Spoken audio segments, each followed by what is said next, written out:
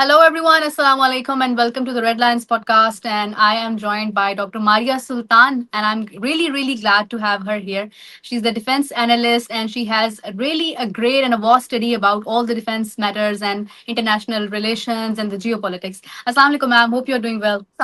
Thank you so much. All well. Okay, ma'am. First of all, as everyone is talking about how Pakistan has set an example, the global peace example, and right now when we are like watching that the funeral, which was the biggest one of Khamenei, the Rehber of all Muslim Ummah, that was very, very important to be held despite all these tensions between Iran and US. So the ceasefire was actually very important by then. How do you see the role of Pakistan in that? I think Pakistan has played a foundational, strategic, and historical role, which is not only resetting the relationship in this region, but also defining the fact that if nations invest in peace, it delivers, no matter how hard it is. Second most important and significant part has been the fact that it has not been done by one of the cliche P5 states, but it has been done by a leader of the global South. That global South is capable of handling its own issues, and Pakistan, being a leader of global South, has not only done this in a very effective manner, but we have earned prestige, confidence, and credibility, not only in Washington, but also in Beijing, also in Moscow, and also in Yeah. other parts of the world, which are involved in serious international diplomacy. Furthermore, it's not just a question of diplomacy alone, we have also brought peace to the world. This war Yeah. can easily and could have easily converted into a third world war. So, irrespective of the fact that there is still a push and pull, irrespective of the fact that there are still ongoing strikes, there is also an undergoing commitment within the two constituencies, the peace community constituencies within Washington and in Tehran, who do believe that negotiations is the way forward. So the mere fact that you have built this confidence, the mere fact that this biggest funeral was held at a state level Yeah. as a state activity indicates that there is a very huge landmark which has been achieved, and all Of achieved course. by a country which was always seen as a pariah state, and now you are the one actually leading global peace talks. So this is a huge step forward in the right direction, and also a recognition of our undying commitment towards international peace, regional peace, and of course, global peace. Yeah, ma'am. Of course, as you know, around 43 million people have joined this funeral, and for so big and massive achievement of Pakistan being the mediator. And also, one more thing, I usually wonder about how Pakistan is becoming the Muslim Ummah leader as well somewhere. The Muslim countries around us, as we have always played the important role. If we talk about even the previous era, the China issues, the Gulf issues, everywhere, wherever there is a war situation between the Muslim countries, Pakistan tries to become the servants and tries to become the leader there. So what would you say about how Pakistan is playing an important role, not only for this issue, which is the peace deal, also the previous historic issues? Whenever there is a problem, Pakistan is playing the role on becoming the Muslim leader there. You see, the thing is not that we're just a Muslim leader. We have been a Muslim leader forever, since our inception, because Yeah. Pakistan is based as a foundational state on Islam. The meaning for Pakistan means the kalima, la ilaha illallah. La ilaha But illallah. it is not the leadership role in the Islamic world, which is just based on ideological reasoning or the fact that we are one of the most populous Islamic states. But it has been our relentless commitments towards indigenization, self defense, and most importantly, our faith in our own institutions. Today, the Pakistani armed forces have become a symbol of resilience. The way we won the 12-day war, the way we executed the international diplomacy with Iran and United States is indicative of the fact that we have been a force to reckon with. So that's one. Secondly, you are now increasingly seen in the international community and also in the regional community, including the Islamic world, as a country which is indigenized and it is based on its own capability.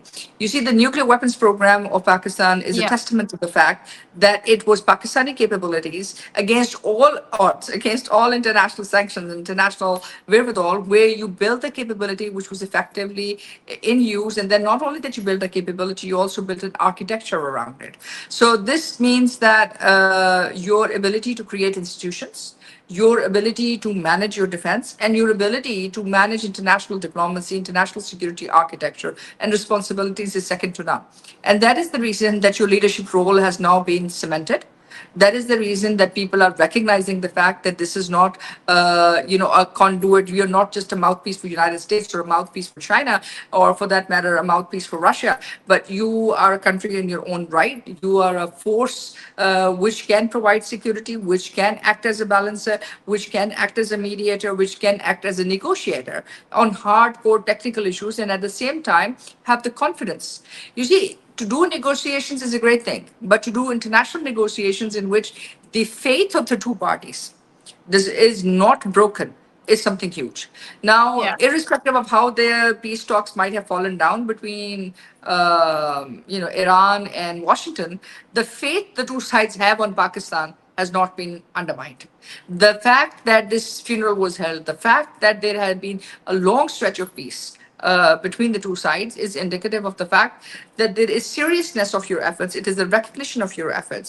And also the fact that, let's not forget, the first place which the Iranian president actually visited during the war, if you call it during the war, even in the limited peacetime, has been Yeah. Pakistan. Yeah. So Yeah. this, and similarly from Washington, we have a very strong, continuous array of people coming, and the Operation 250 Freedom 250 is Freedom 250 is also showing that there is renewed respect and engagement from Washington towards Islamabad, which is based on Islamabad's capacity, not in terms of a global security context. Not that you're seen as an AFPAC country or an India-Pakistan country, but Pakistan. Pakistan as a country, Pakistan as a leader, Pakistan as a global actor, and Pakistan as a game changer. So we're doing it what others claimed.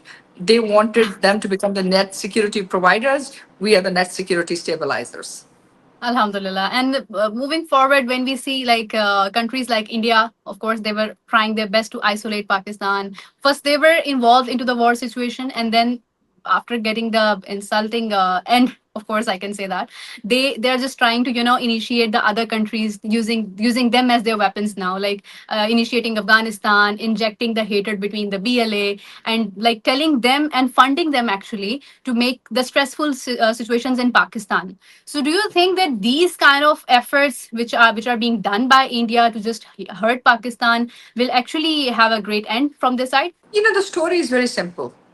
You can take advantage of, we have some governance labs. I wouldn't go around and say that they don't exist between Pakistan and Afghanistan. We have been far more brotherly than we should have. So that allowed us to have a very weak immigration policy.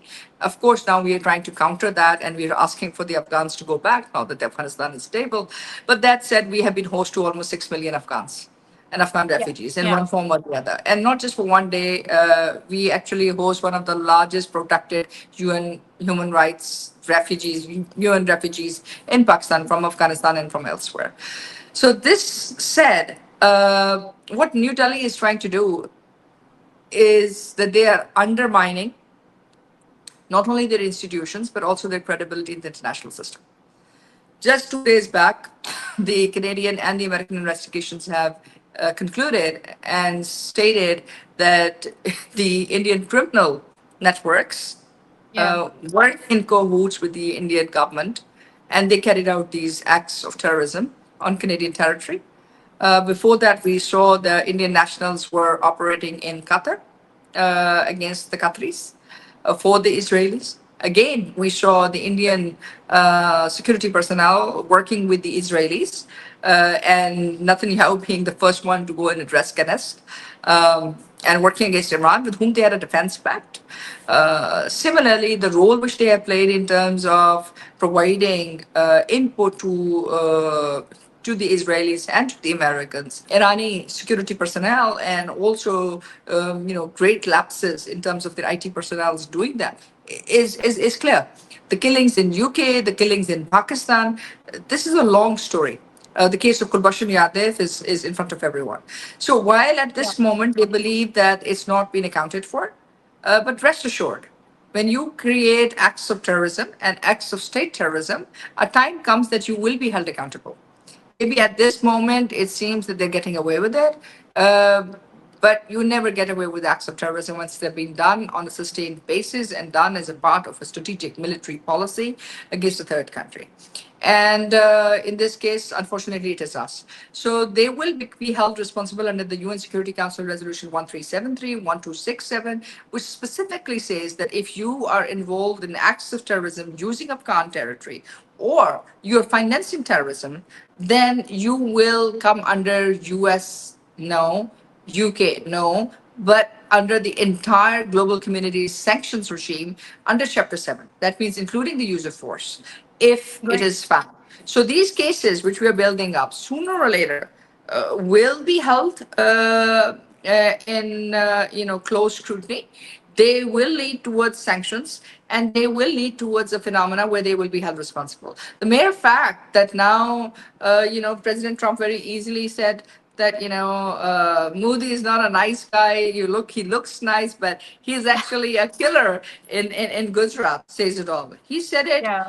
in a light-handed way, but the mere fact that you're embarrassed and you're held accountable for your deeds, no matter if you're the prime minister of a country or the president of a country, it says a lot. So what BGP is doing at home, what they're using in terms of Citizen Amendment Act, what they're trying to do in terms of converting people into stateless citizens, is something which they will be answerable, not only inside India, not in terms of the marginalization which they're carrying out, but also in terms of what they have been doing in terms of acts of terrorism against Pakistan.